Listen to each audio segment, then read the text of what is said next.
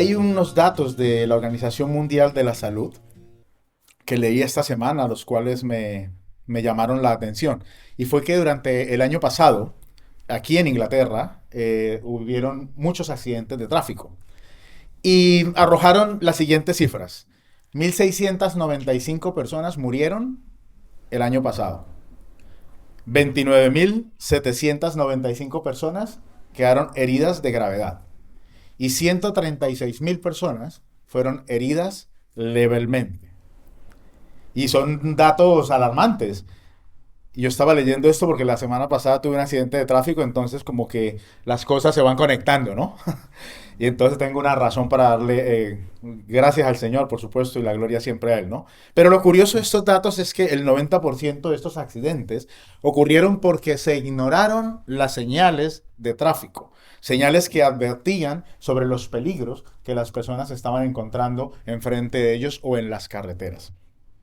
Y esto es muy importante porque las señales, queridos hermanos, nos avisan de que hay un peligro y en nuestro diario vivir encontramos señales. Sí, yo no sé cuántos vienen en carro, pero cuando uno entra aquí al boro de Newham, encuentra una señal que dice que hoy es Event Day. Entonces, si usted ha aparcado su carro afuera, lo más seguro es que cuando termine el servicio le van a poner una multa. Entonces, si alguien lo hizo, todavía está a tiempo de mover su carro. Cuando uno ve señales, queridos hermanos, ¿sí? Es para que, o sea, debemos prestar atención a ellas. No es para que pasemos de largo, porque las señales, las advertencias, siempre nos quieren librar de algo. ¿Sí? Y Pablo, en esta carta a la iglesia de Corinto, viene a lo largo de esta carta trayendo advertencias, señales de advertencias al pueblo de Israel. Y la semana pasada, o lo que llevamos de la carta, Pablo nos ha hablado sobre la necesidad que tenemos los creyentes de ponerle límites a nuestras libertades. O sea, todos somos libres en Cristo. Y nosotros, como dirá más adelante, podemos hacer lo que queramos, ¿sí? Pero no todo nos conviene. O sea, nosotros no tenemos una pistola ni tenemos a nadie detrás para que nos cohíba lo que nosotros podamos hacer. Sí, un semáforo en rojo no prohíbe no es que no prohíba, no detiene a un carro, sino que le avisa que si se pasa va a haber una consecuencia, pero el semáforo en sí no lo hace. Es una señal que lo debe hacer. Entonces Pablo nos está diciendo que debemos poner límites a nuestras libertades. Y Pablo muestra su vida como un ejemplo, porque la vida de Pablo se estaba caracterizando porque él vivía en disciplina. Él tenía un amor abnegado hacia las demás personas, porque el objetivo de Pablo era no ser descalificado para poder alcanzar el premio que le esperaba. Nosotros podemos deducir entonces que si nosotros no prestamos atención a las advertencias de Dios, nosotros vamos a enfrentar esos peligros, vamos a caer en los peligros y eso va a traer consecuencias nefastas a nuestras vidas por las cuales podemos ser descalificados delante de la presencia del Señor.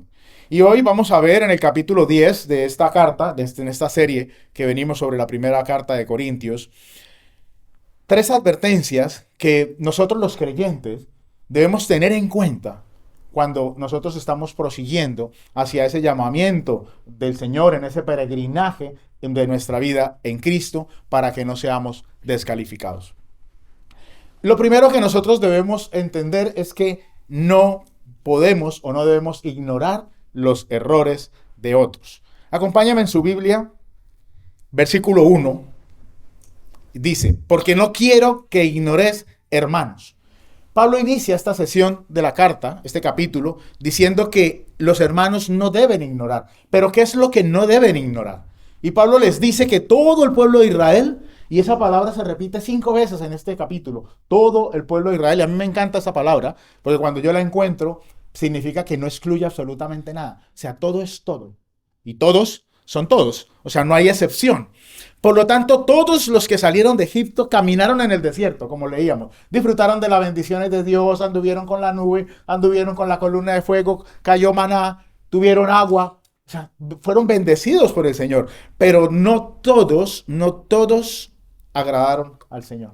Y cuando nosotros leemos el Antiguo Testamento nos damos cuenta que solamente 2 personas de esa generación adulta que salió de Israel pues alcanzaron la meta, alcanzaron la tierra prometida. Solamente 2 personas de todo un pueblo. Es decir, que el pueblo de Israel, aunque experimentó la bendición, no estaba agradando a Dios.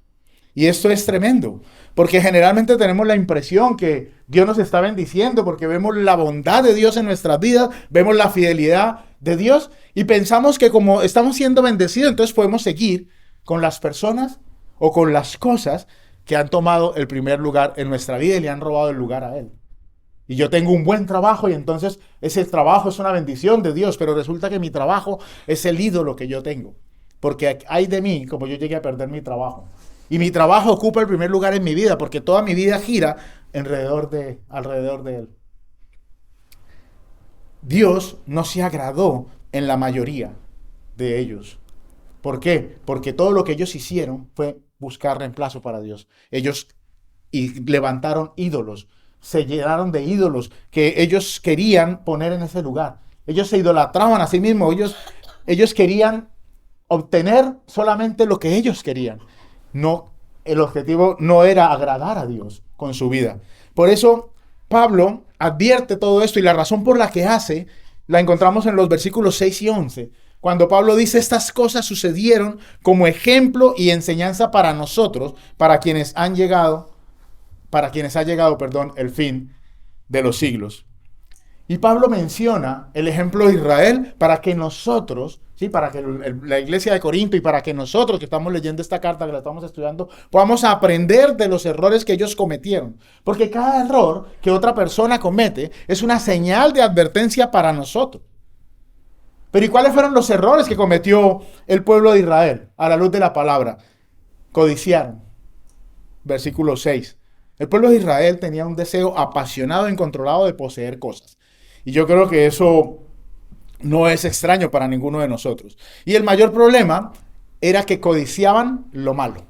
Codiciaban lo que no les convenía. Y los cristianos insistían en comer, los de Corintio, en comer la carne sacrificada de los ídolos, sin importarles que con sus actos estaban guiando a otros hermanos a hacer lo mismo y a pecar. Hermano, nosotros hemos venido a esta tierra para que nosotros seamos luz. Nosotros no podemos ser piedra de tropiezo para nadie. Por eso es necesario que nosotros evaluemos nuestra vida a la luz de la palabra de Dios. Ese deseo de satisfacción propia que hay en nosotros, lo ponemos por encima del amor de Dios y por encima de otros hermanos. Y el peligro que encierra la codicia, queridos hermanos, es que nos conduce a una insatisfacción permanente, a una insatisfacción que nos impide disfrutar de lo que Dios nos ha dado. Queremos más y no estamos contentos con lo que Dios nos ha dado. Y nuestro deseo es conseguir siempre más y más y más, aunque eso nos aleje de Dios. El segundo pecado era la idolatría. El pueblo falló en mantener su enfoque en Dios. Ellos estaban preocupados por otras cosas, como dice Éxodo 32 y número 25, se levantaron ídolos. Pero en Corintio, la iglesia de Corintio, algunos hermanos no solo se estaban acercando demasiado en su asociación con las personas del mundo, ¿sí? Participando de todos los que los gentiles hacían en la adoración a sus ídolos, sino que ellos también estaban haciendo un ídolo de sí mismos. Ellos estaban levantando a sí mismos como ídolos. Ellos idolatraban su conocimiento y estaban idolatrando los derechos que tenían en la libertad que Dios les había dado. Ese era el único deseo que ellos tenían. Y el peligro, hermanos, el peligro de la idolatría es que le robamos el primer lugar que le corresponde a Dios. Cualquier cosa que nosotros pongamos, usted podrá decir, sí, yo no tengo imágenes en mi casa. Yo tampoco tengo imágenes en mi casa. Pero cuando nosotros examinamos nuestro corazón, queridos hermanos, nos damos cuenta que tenemos ídolos dentro de nosotros. Y los ídolos a veces vienen de manera sutil. Nosotros podemos idolatrar nuestro ministerio, podemos idolatrar las cosas que hacemos en la iglesia. Yo canto bonito y para mí eso está por encima de lo que Dios puede pasar para mi vida. Podemos idolatrar nuestra familia, podemos idolatrar nuestros hijos. Nuestros hijos están por encima de Dios, porque Dios nos manda a hacer algo y nosotros preferimos amar a nuestros hijos antes que agradar a Dios. El tercer pecado que estaba cometiendo el pueblo de Israel era la inmoralidad sexual. El pueblo de Israel en su idolatría se rindió a la tentación y a la inmoralidad sexual. Ellos se levantaron para satisfacer todos sus deseos sexuales, como vemos en el capítulo 32 del libro de Éxodo. Y en esta carta nosotros también hemos visto que en la iglesia de Corinto, los cristianos que habían allí, los hermanos, también estaban teniendo problemas con la inmoralidad sexual, lo vimos en el capítulo 6. Y el contexto aquí nos sugiere que todo esto se conecta con el hecho de que nosotros podamos ver nuestros cuerpos como el templo del Espíritu Santo de Dios. todo lo que nosotros hagamos, absolutamente todo debe glorificar a Dios. El cuarto pecado que estaban cometiendo ellos era que ponían a prueba al Señor. Y esto me pareció muy interesante cuando lo leía, porque me preguntaba, ¿cómo puedo poner yo a prueba a Cristo? Y Pablo responde a esta pregunta haciendo referencias a lo que pasó en el capítulo 21 del libro de Números, versículos 4 y 9, que describe ese incidente donde en respuesta de Dios a las quejas que el pueblo estaba teniendo, entonces Dios les envía serpientes.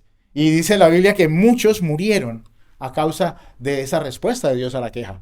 Y eso es tremendo, queridos hermanos, porque ponemos a prueba al Señor cada vez que nos olvidamos que es de Él que viene absolutamente todo lo que nosotros necesitamos.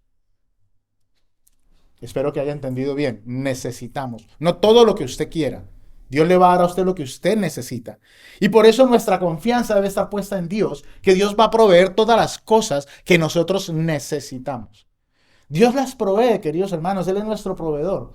Él en su infinito poder y en su infinita sabiduría sabe lo que usted necesita, mucho antes de lo que usted cree, mucho antes de que usted lo pida. Y entonces Él está trabajando para suplir sus necesidades. Por lo tanto, queridos hermanos, nuestra confianza está puesta en Cristo y no en ninguna otra cosa. Nuestra esperanza no está puesta en la home office, no está puesta en las ayudas del gobierno, no está puesta ni siquiera en nuestro salario, no está puesta ni siquiera en nosotros mismos, porque hermanos, hoy estamos y mañana no sabemos. Hoy tenemos salud, mañana no sabemos. Entonces, hermanos, nuestra confianza debe estar puesta en Dios. Por lo tanto, no pongamos a prueba al Señor. Y por último, el quinto pecado era la murmuración. Y la murmuración es un pecado, hermano, tan sutil, que a veces no nos damos cuenta de lo que estamos haciendo. Y es tan grave que la murmuración logra que el pueblo de Dios se detenga y deje de avanzar. En el capítulo 12 del libro de Números, la Biblia nos relata un suceso donde María y Aarón murmuran contra Moisés a causa de aquella mujer cusita que él cogió por mujer.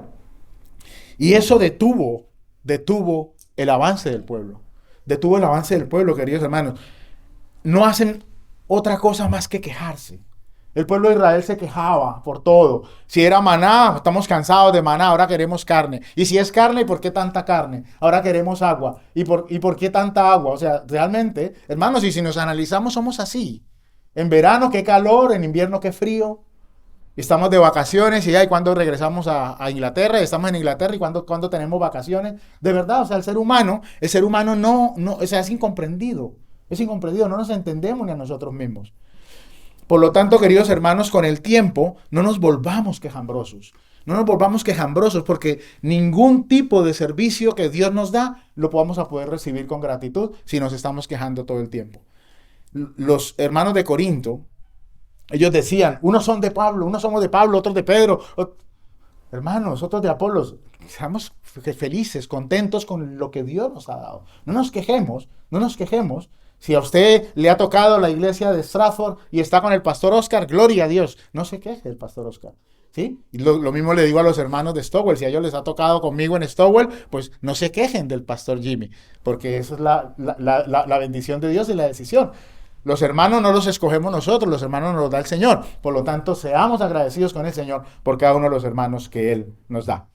Da la impresión de que en Corintio los cristianos pensaban que estaban a salvo del peligro de perecer, como les podía haber pasado al pueblo de Israel, quienes fueron destruidos, claro, a causa de su pecado. Y por las pasadas experiencias espirituales o logros que tenían, ellos se sentían seguros y estaban tan confiados en todas estas cosas que Pablo tiene que pincharles el globo, ¿sí? No sé si entienden esa expresión. Ellos estaban en una nube pensando, no, nosotros ya llegamos, nosotros ya estamos aquí, tenemos la sabiduría, tenemos la salvación, entonces podemos aprovechar nuestra libertad para hacer lo que nosotros queremos. Y Pablo les dice que de ninguna manera. Y les advierte que deben tener cuidado, porque así como Israel fue destruido a causa de su desobediencia, aunque fue bendecido y tuvieron experiencias espirituales con Dios, eso mismo podría pasar con ellos si ellos se descuidan, si ellos no agradan al Señor. Y en muchas ocasiones, y esto lo he escuchado yo, queridos hermanos, pensamos que porque Dios bendice a una persona o nos bendice a nosotros materialmente o espiritualmente, Dios está complacido con lo que esa persona hace. Pero déjeme pincharle entonces el globo a usted, así como Pablo se lo pinchó a los corintios. De ninguna manera, queridos hermanos. De ninguna manera. Dios está complacido con lo bien que nosotros nos comportamos, está complacido con nuestra obediencia. Cuando nosotros desobedecemos o nos comportamos mal, o sea, no está complacido, Dios está enfadado con nosotros. Sino que en su infinito amor y en su infinita misericordia, Dios no nos da el pago que nosotros merecemos por nuestro pecado, que es la muerte. Porque todos los que estamos aquí, o sea, ninguno, incluyéndome a mí, deberíamos estar en este lugar, deberíamos estar muertos, porque todos somos pecadores. Lastimosamente, hay personas que no aprenden hasta que las consecuencias de sus actos les tocan. Escuchamos, y lo digo por mí mismo, a nuestros padres, no sé cómo son los suyos, pero los padres no se cansan de recomendar a sus hijos que no cometan los mismos errores que quizás ellos cometieron o que personas allegadas a ellos han cometido. Pero los hijos, insistimos, ¿sí?, en vivir nuestras propias vidas. Queremos tener relaciones sexuales ilícitas, queremos tener relaciones de amistad con personas que no nos convienen, se casan, ¿sí?, en yugo, desigual, viven una vida de amargura, se meten en negocios ilegales y luego terminan en la cárcel. Pero todo esto, ¿sí?, son pecados, al igual que la codicia, la murmuración, que ponen a Cristo a prueba. Y lo peor de todo, queridos hermanos, que es que llevan una vida de desenfoque, pero las consecuencias las terminan pagando sus padres, que no tienen nada que ver en el asunto. Hermanos, las advertencias están para que nosotros las miremos, para que nosotros las sigamos, para que nosotros no cometamos los mismos errores que otros han cometido. Aprendamos de los errores de los demás, no los ignoremos. Alguien dijo que inteligencia es aprender de nuestros errores, pero sabiduría es aprender de los errores de los demás. Hermanos, si por allí no es, pues yo por allí no voy a ir. No voy a ir a ver si es verdad que por allí no es. Quizás no, es que a lo mejor él no tenía el conocimiento que tengo yo, a lo mejor él no tenía la destreza que tengo yo y yo sí puedo pasar por allí.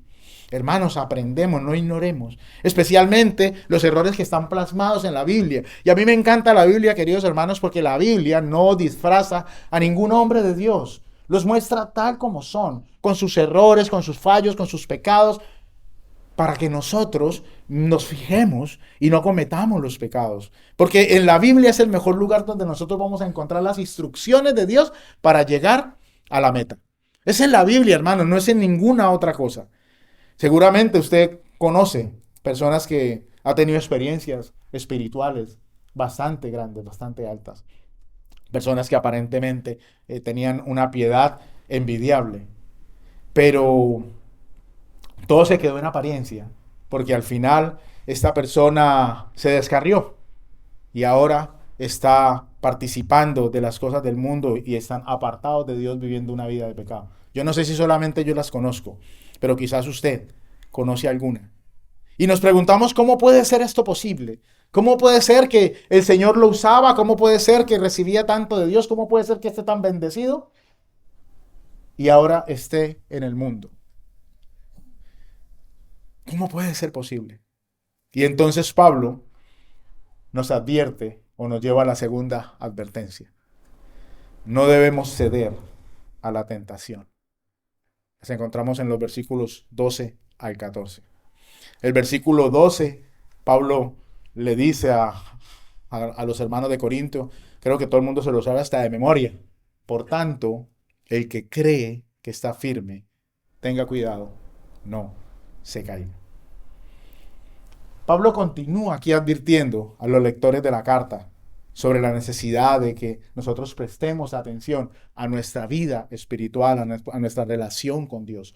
Nuestra vida en el Señor, hermanos, es de continua perseverancia, continuo esfuerzo. La vida cristiana no es fácil. Si alguien le dijo que era fácil, lo engañó. La vida cristiana no es fácil. Tenemos luchas y la principal lucha es contra nosotros mismos, contra nuestros deseos y nuestra inclinación a hacer el mal. Pero, queridos hermanos, tengamos cuidado tengamos cuidado de no caer. Aquel que esté firme, tenga cuidado que no se caiga. Y en contraste a esta frase, Pablo, en el capítulo 9, versículos 26 y 27, ya les había dicho, por tanto yo de esta manera corro, no como sin tener meta, de esta manera peleo, no como dando golpes al aire, sino que golpeo mi cuerpo y lo hago mi esclavo, no sea que habiendo predicado a otros, yo mismo sea descalificado. Pablo viene hablando, hermano, de la necesidad que tenemos todos los creyentes y se incluía a sí mismo de una ardua vigilancia personal de nuestra vida cristiana. Necesitamos, hermano, perseverar continuamente. Debemos presentarnos delante de Dios como obreros aprobados que no tenemos nada de qué avergonzarnos. Hermanos, su vida la conoce solamente usted y Dios, obviamente. Usted podrá engañarnos a nosotros. Usted podrá engañar a los hermanos de la iglesia. Podremos engañar hasta a nuestras esposas o a nuestros cónyuges, a nuestras familias, a nuestros padres, pero no podemos engañar a Dios. No lo podemos engañar, queridos hermanos. Nos tenemos que presentar como obreros aprobados. Y para eso necesitamos ser conscientes de nuestra realidad en Cristo. No nos engañemos, hermanos. No nos engañemos. Pablo le dijo a la iglesia en Roma, en el capítulo 12 de la carta a ellos, a los romanos, porque en virtud de la gracia que me ha sido dada, digo a cada uno de vosotros que no piense más alto de sí de lo que deba pensar, sino que piense con buen juicio según la medida de fe que Dios ha distribuido a cada uno de nosotros. En otras palabras, hermanos, no tengamos un concepto de nosotros más alto de lo que realmente somos. A veces pensamos que ya estamos a punto de tocar el tercer cielo, de estar al lado del trono de la gracia, porque caminamos sobre una nube. Y luego vienen situaciones, vienen tentaciones, aún en las formas como decimos las cosas, como pensamos. Y entonces automáticamente nos damos cuenta, queridos hermanos, que nos falta tanto, que Dios tiene que hacer un trabajo tan grande en nuestras vidas, en la formación de nuestro carácter, en la formación de nuestra disciplina espiritual. Porque no hemos llegado, hermanos, no hemos llegado. Nos falta muchísimo. Encontramos personas que destilan una espiritualidad que no tienen. Hablan elocuentemente y conocen la Biblia, pero su estilo de vida no muestra su realidad en Cristo. No la muestra. No la muestra, hermano. La gente de allá afuera está cansada de palabras.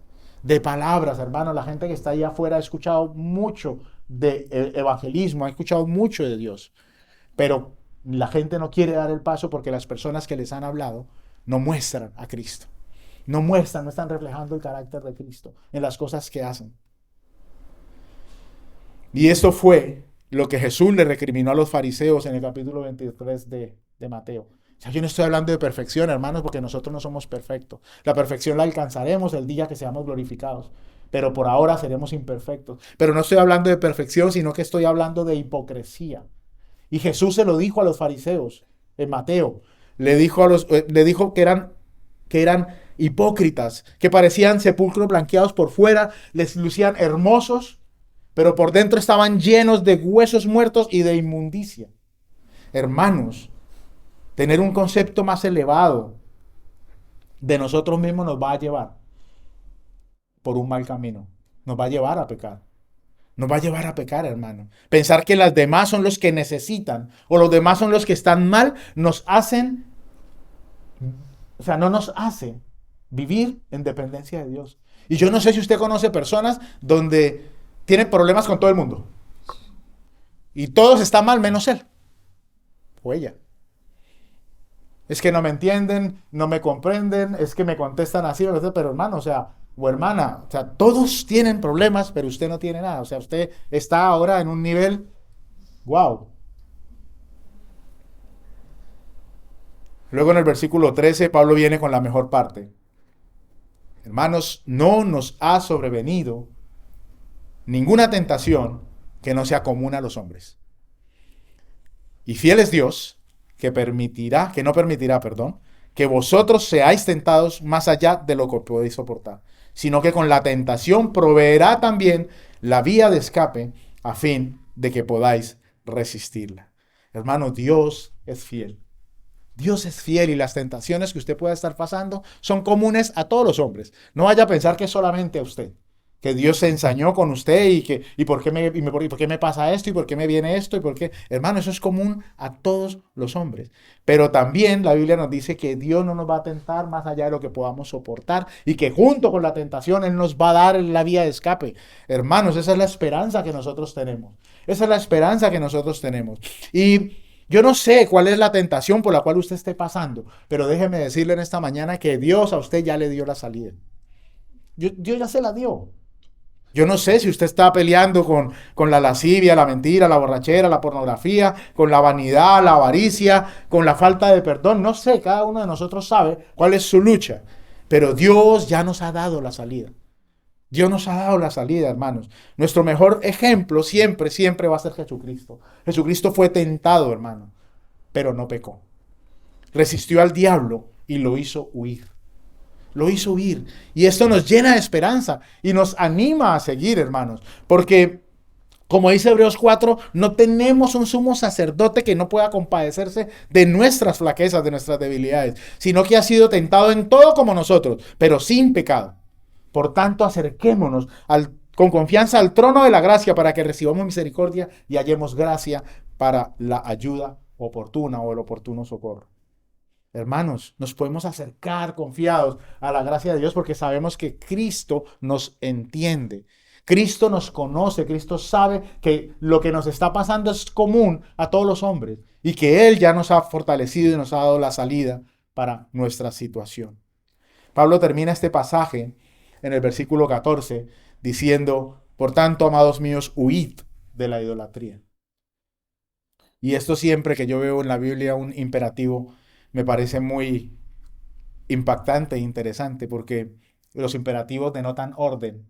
O sea, Pablo dice, huid. Y es algo que debemos hacer nosotros.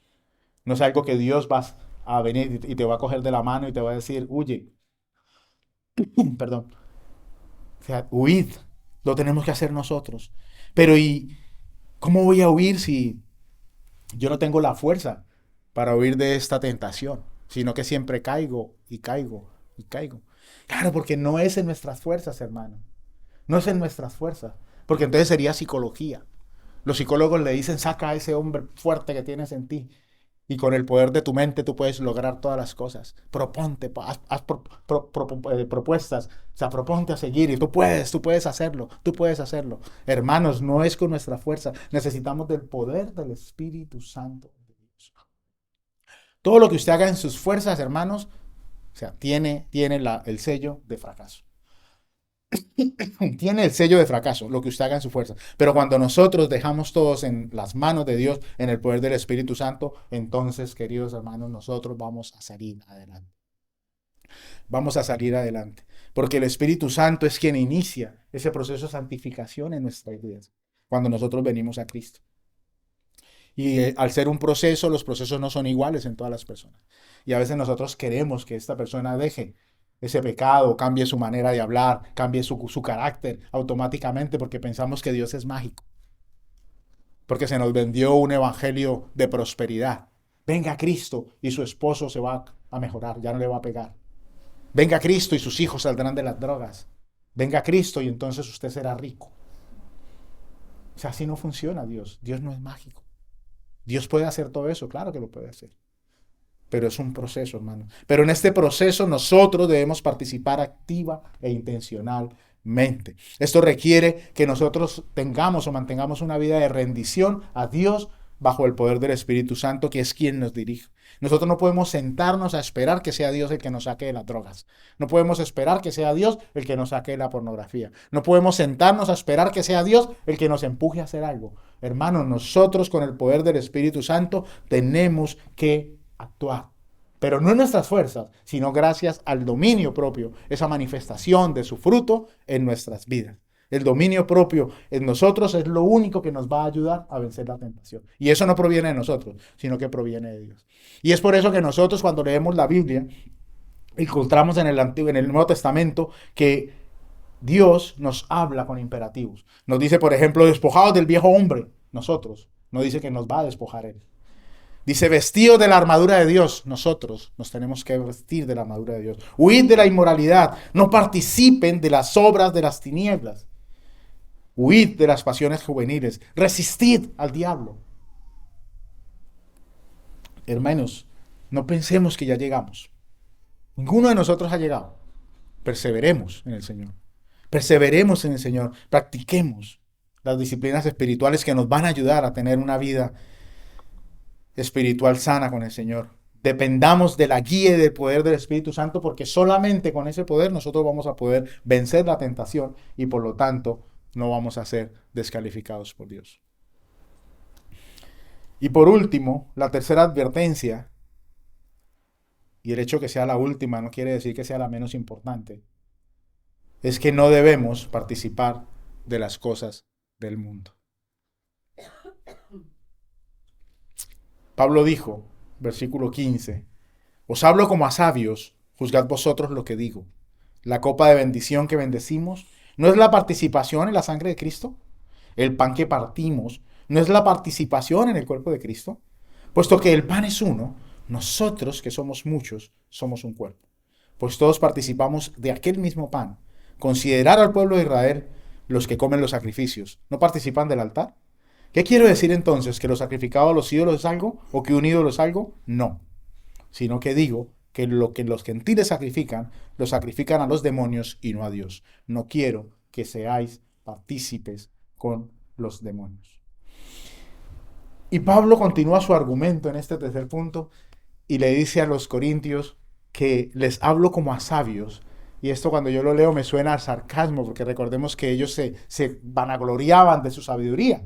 Pero le dice, bueno, ustedes que son sabios, entonces les hablo como a sabios. Y les dice que con esa sabiduría que ellos tienen, entonces que juzguen lo que les va a decir. Y el problema que Pablo está abordando es que los cristianos, o sea, no es que los cristianos puedan comer o no puedan comer carne sacrificada a los ídolos, sino que lo que Pablo está abordando, el problema es si lo pueden hacer en los templos de los gentiles. Y el hecho de que estos templos fueran el escenario de muchos eventos, tanto cívicos como sociales, hacía que la pregunta fuera apremiante para Pablo. Porque Pablo, o sea, está abierto a que ellos vayan al mercado y coman carne del mercado, aunque esa carne haya sido sacrificada a los ídolos. Pablo no le está poniendo problemas a eso, pero está en contra de que ellos vayan y coman con las personas. En el mundo antiguo, queridos hermanos, se pensaba o se piensa que cuando una persona compartía la mesa con alguien, ¿sí? Se estaban haciendo uno. Por eso Pablo les dice, cuando nosotros participamos del pan, ¿sí? Nosotros nos estamos haciendo uno, ¿sí? Un solo cuerpo. Entonces, el problema era que ellos estaban haciéndose uno con los gentiles. Por eso Pablo les advierte, no podéis beber de la copa del Señor y la copa de los demonios. No podéis participar de la mesa del Señor y de la mesa de los demonios. ¿O provocaremos a celos al Señor? ¿O somos acaso más fuertes que el Señor? Y quizás los hermanos de Corintio podrían pensar, o sea, si un ídolo pues no es nada, que fue lo que dijo Pablo, no tiene ningún valor.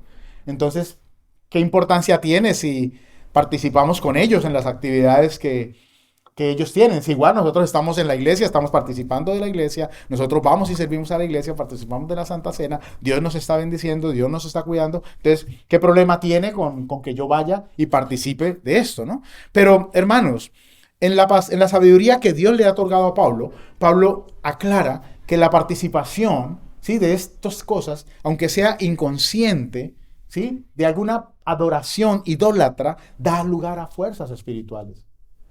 Y eso va a provocar a celos a Dios. Y usted podrá decir, no, pero yo no tengo ídolo, yo nunca hago ese tipo de cosas. Pero hermanos, permítame darle, por ejemplo, un par de ejemplos.